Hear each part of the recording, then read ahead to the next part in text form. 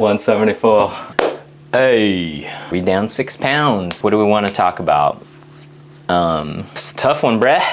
Week five. I've been talking about this rewiring of the brain and of stress response. In the past, I used to eat my feelings, eat to cope. When you eat something sweet, the brain goes, bam, oh, I like that. Give me some more crunchy, salty stuff.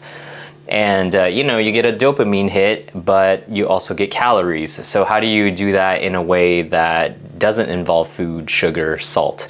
I think that's the name of the game. That is the rewiring of the reward system that is happening with me right now. I wanted to give you a picture of what that looks like. First example here, wifey and I were talking about life insurance, and there was a day where I had a yoga session scheduled, and we had a life insurance call with our financial person, and it ended up running into my yoga. And you know, I had a choice to make, like, am I gonna stick with my boundary and be like, no, I said I'm gonna do yoga, like we can figure out this life insurance thing later, or was I gonna be flexible and do the life insurance thing now and, you know, get caught up with my yoga later? It's a live class, so I basically had to make a choice. Long story short, I ended up doing the life insurance thing. It just made sense at the time. Was late to my yoga. It was a 45-minute class. I made it for 20 minutes. And you know, normally in the past, this would be a scenario where I would, after the workout, just go straight to the pantry and not even know, like not even be conscious, and just be like, I'm gonna eat some chips, I'm gonna eat some, I don't know, cereal, whatever's available, right? Easy and available. And that would help me, you know, numb a little bit and cope in an unhealthy way. And this time, you know, because I'm doing this whole thing, I was very aware of what was going on, and I sat with it, processed it, you know, even talked to my therapist, counselor, and he basically, we got to the point where we figured out, like, oh yeah, not only was it something that's not pleasant to talk about, right? Life insurance, you're talking about like what happens if my partner dies, right? But it's also, you know, adding a monthly payment, and long story short, there's just all these like things that are like not even irritating, but just like things I don't want to face, right? Like I want to be in denial about that. I want to be like, I don't want to deal with this stuff, right? I recently ran into this article that said something like, you know, when you're feeling dissatisfied, irritated, angry, it's not very healthy to vent and stop there. The power comes from reframing and rewiring, right? So that's like parallel of what I'm trying to do right now. And so I went to like, okay, how can I reframe this? And basically I went to, oh, like I am so lucky that I can think about life insurance, that I can afford it, that I, you know, if something happens, like my kids, you know, will have a cushion, right? And so that's how we turned that one around. It's kind of like a superhero. I can't think of anyone right now, but like a superhero or a inhuman or you know, whatever you want to call it, that can take a shot, absorb the energy, and then use it as fuel, right? Like put it back out. Another one, working with Zachary and, you know, just co-regulating with him, that takes a lot of energy. You know, I'd say 98% of the time he's like a really nice, sweet angel kid.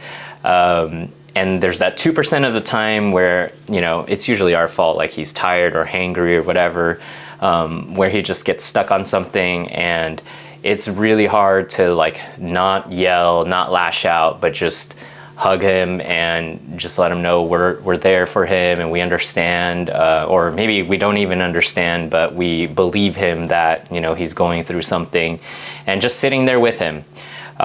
So in the past, you know, when he would be in this like zone of like, why can I not do this? Like, why are you not buying me golf clubs? Why, you know, why is this so hard? Say close to 100% of the time, it's not, you know, he's not really asking to get an answer of why. He's just expressing frustration of like, you know, I wish I could get this golf club. I wish that I could have the skills to pass this level in a video game. The reframing is, man, that is pretty much what I'm doing when I'm going to God with all these like things that are big to me, right? Like money and all this stuff. It's like, God, why? Can you please help me? Like, please, like XYZ.